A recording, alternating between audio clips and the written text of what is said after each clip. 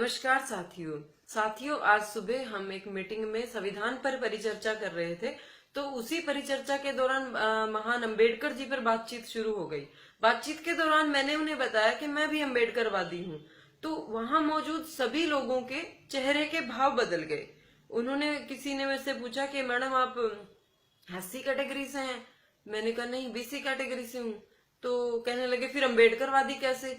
मैंने कहा यही विडंबना है कि जब हम अंबेडकर जी की बात करते हैं तो हमें एक दायरे तक सीमित कर दिया जाता है कि हम एक जातिगत नजरिए से देखने लग जाते हैं कि सिर्फ अंबेडकर जी तो एससी कैटेगरी से हैं। लेकिन ऐसा नहीं है। यही बात मैं आज करने के लिए आप सबके समक्ष हूँ कि नारी उत्थान पर जो काम सबसे ज्यादा काम किया है वो महान अंबेडकर जी ने किया है।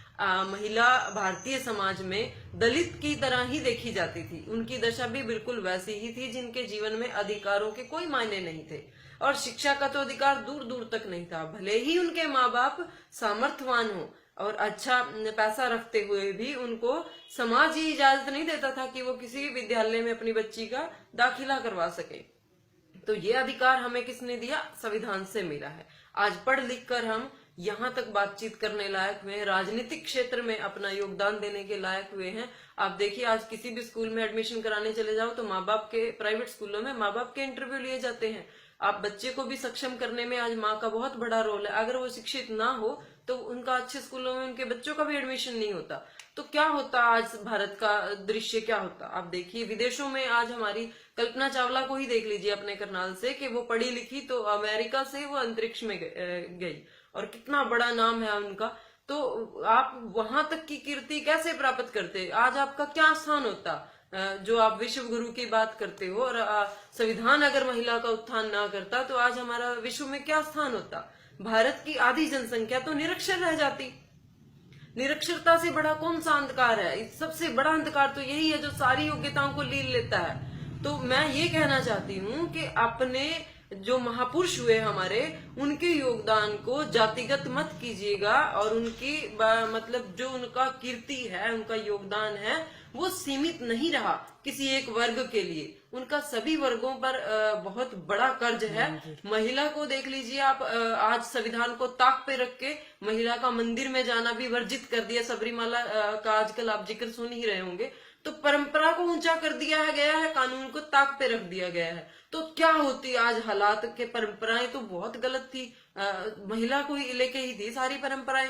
तो कम से कम संविधान ने उन परंपराओं से ऊपर उठने के लिए हमें एक राइट्स तो दिए कि हम अपने लिए आवाज उठा सके। अच्छा, अगर नारी उत्थान की बात की जाए तो संविधान से मिलने वाले सभी अधिकारों का तो फायदा हम अन्य वर्ग की औरतों ने ही उठाया है।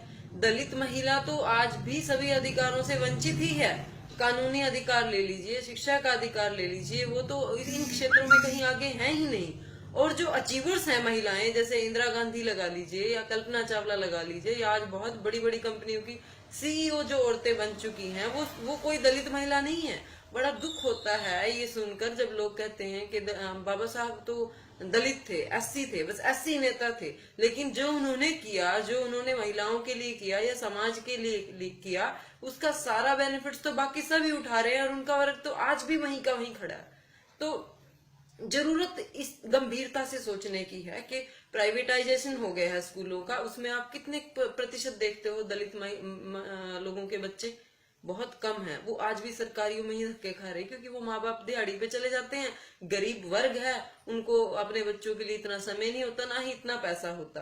तो कुल मिलाकर क्या हो रहा है कि आज भी धनाढ्य लोग ही संविधान के पूरे बेनिफिट्स ले रहे हैं और वही लोग आज अंबेडकर जी को कैटेगराइज कर रहे हैं, यानी कि उनको, उनके खिलाफ आवाज उठाने वाले भी वही लोग हैं जो इस काबिल हो गए हैं, सक्षम हो गए हैं संविधान से कुछ पाकर। तो वो जो लोग जिनके लिए आप कैटेगराइज करते हो वो आज भी वहीं के वहीं हैं। तो थोड़ा सा संवेदनशील हो जाइए, सिर्फ सामाजिक सोचिए। मैं ये नहीं कहती कि राजनीतिक परिदृश्य में देखिए। अगर आप सामाजिक देखेंगे तो आपको महसूस हो जाएगा कि समाज का वो तबका आज भी वहीं खड़ा है। तो हमें थोड़ा सा संवेदनशील होने की जरूरत है। इन्हीं सब शब्दों के साथ मैं अपनी बात को विराम दूंगी। आप लोगों को चाहूंगी कि आप लोग समझें और चिंतन करें। बहुत बहुत धन्यवाद।